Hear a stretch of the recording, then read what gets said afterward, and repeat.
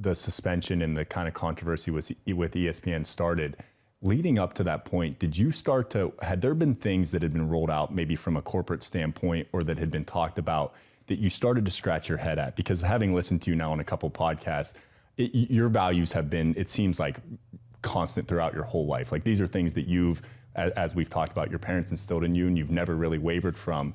Leading up to the actual controversy itself, had you started to get little inklings of like, something seems off here? There's things being discussed. And of course, the COVID one was more of a macro, like worldwide one. But had you had some things pop up that you started to scratch your head at and look at like, what is going on here? Yeah, well, there were a lot of people at the network, peers, my on-air peers, who were speaking out on all kinds of things. You know, I think it really turned in 2016 when Donald Trump got elected. That's when to me, everything changed, not just at ESPN, but everywhere. You know, people just lost their loving minds. It was insane. And then we had leadership who also was anti-Trump. And so they started to allow things to be said by whoever. And then if I said something, it was viewed differently. And I was talked to a couple times, and leadership saying, I see that you're liking certain tweets. And it's like, is that what you're doing with your time? Whoa. You're looking to see what we're liking. I wasn't even replying. I was afraid.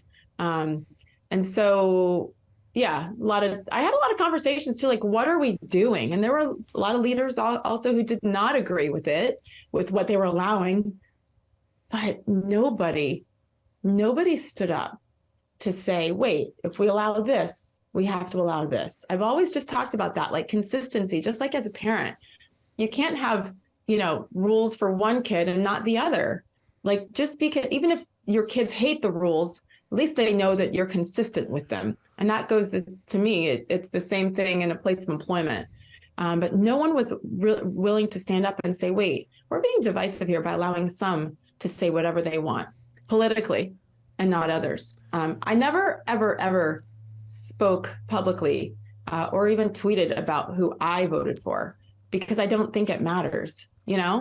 I think I mentioned it, who I didn't vote for on Bill Maher's podcast recently, but otherwise, like, for my 16 plus years at ESPN, I never did, because I just wanted people to watch for sports, or for whatever reason that they had, but I didn't want to give them ammunition, right? Because that doesn't matter. What matters is who won the Monday Night Football game, what happened, why, and let's talk about it, So there were a lot of conversations with leadership, but they just kept allowing it and allowing it and allowing it. And then once COVID and George Floyd in particular hit in 2020, it was done. It was over. You couldn't put the toothpaste back in the tube, and they let everybody say whatever the hell they wanted, even on our platforms.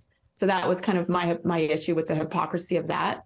Like, you're going to allow them to say whatever they want and bash whoever they want, the president, or even bash other people on their team.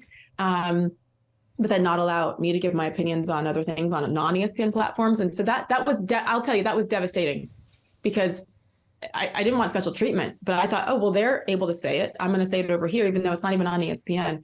And there's obviously a big double standard. And that's why I had to make the decision, because it was years leading up to that of being told, zip it, be quiet. And then I just realized, like, it's BS. And then I felt like it was my fault. If I chose to remain silent about it, then I felt like it was my fault. And I had no one to blame but myself after that, if I didn't decide to stand up. And at some point it was much bigger than me, like so much bigger. I was already canceled at that point. I knew that I was disliked by enough of the important people at ESPN and Disney that I was probably done. I don't know. But it was like, for all the others who were made to feel that way and be silenced, people who are still there. And then people who I'll never meet in other industries or parts of the world that have written me, like, saying, oh my gosh, thank you. I've been silenced too, just for being me. It's funny, we allow people to be themselves with everything else. You can be a guy today and a girl tomorrow, and we're all good with it. But if you speak your mind about things that are important to you, you can't be yourself unless it falls into a certain narrative. And so I just call BS on that. And I hope that by making some noise about it, that others won't feel the same, Totally. And I think for me, like, the biggest theme and takeaway from all of this is just people need to realize the importance of free speech. It's really simple. And, we live in a society that we should encourage contested dialogue at all times, because that's how we find the ultimate truth, right? That's how our republic was founded. You know what I mean? And unfortunately, we're in a time now, as we've seen numerous examples, you're being one of them, that companies and entities and government agencies that promote what they call, diversity, equity, and inclusion and all these other things, they don't actually abide by that themselves, other than by, looking at gender and race and other, like the specific definition of it. But what they should be encouraging is diversity in thought as well. Yes. You know what I mean? And it's almost like this is gaslighting. It's like, oh, we are the tolerant ones until you say something that we don't agree with. And then their true colors come out and you're canceled and you're, blackballed and like you're dead to them.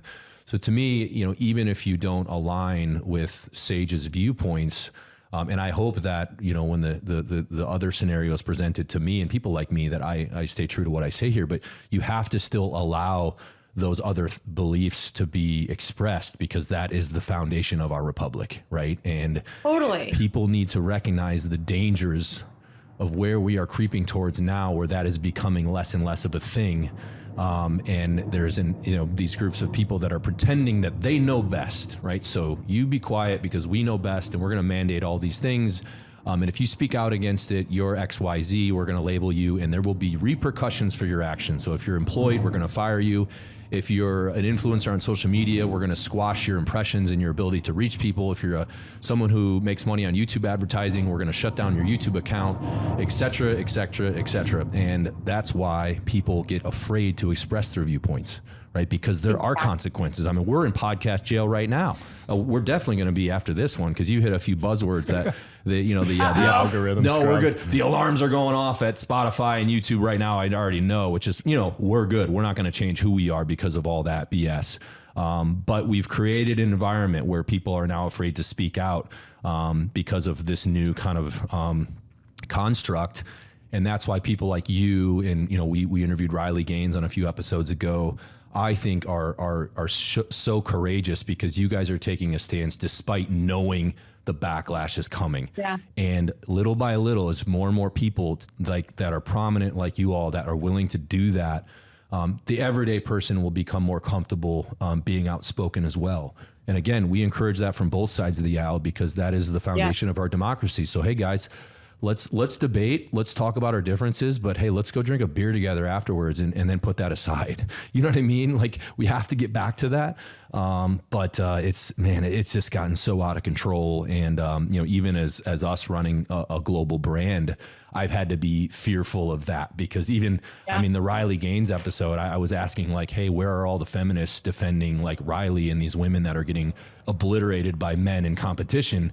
And oh my God, the comments I was getting to my personal DMs from that, people obviously would never tell it to my face, but it was crazy that I was like, guys, I didn't think this was that controversial. Like, we're trying to have an intellectual conversation about a 6'4" man with giant hands and feet who just destroyed the competition and took a gold medal away from, a girl who probably worked her whole life towards that. And now I'm being told that I'm hateful and XYZ and all the labels that you're familiar with. And it was just like, man, like, how have we swung so far in the other direction where now something so simple has become controversial? So I went a little long on that, but I think but I have to say, I'm glad that you said that, because at the end of the day, it's so disappointing. And as someone who has fought for women's sports in many different ways for my whole career, to see it going backwards like this is crazy. But it goes back to the same thing I said earlier. If we don't stand up and come together on this issue, which is very black and white, there's no gray here. Like, we know the difference between men and women physically, and in sports, this is insane. This is the topic that makes me the most crazy right now, because it's so simple, and people are lying, and then they're staying silent. People that have voices. People on many platforms. I look at a lot of the men that I work with, almost every man that I worked with at ESPN who has a daughter, who very successful, really top level athletes who are being silent about this. And of course, it's everywhere, not just ESPN. And I'm like, so if this is your daughter, you're okay with this? Hell no, they're not okay with it.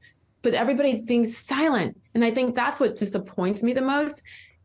Yes, men, of course, like you guys have voices, help us out here, right? But women, it's even more egregious because we're the ones that have been fighting and fighting and fighting, and to be silent now. And I really think it's so sad, because if we all came together on this, just this topic, you don't have to agree with anything else, anyone else's opinions, just this topic, like we could stop this crap. We could, but people are choosing to remain silent out of fear. I understand the fear. I've experienced what happens when you do speak out, no matter the topic. But you're going to have to look in the mirror then if this continues down the path that we're on right now.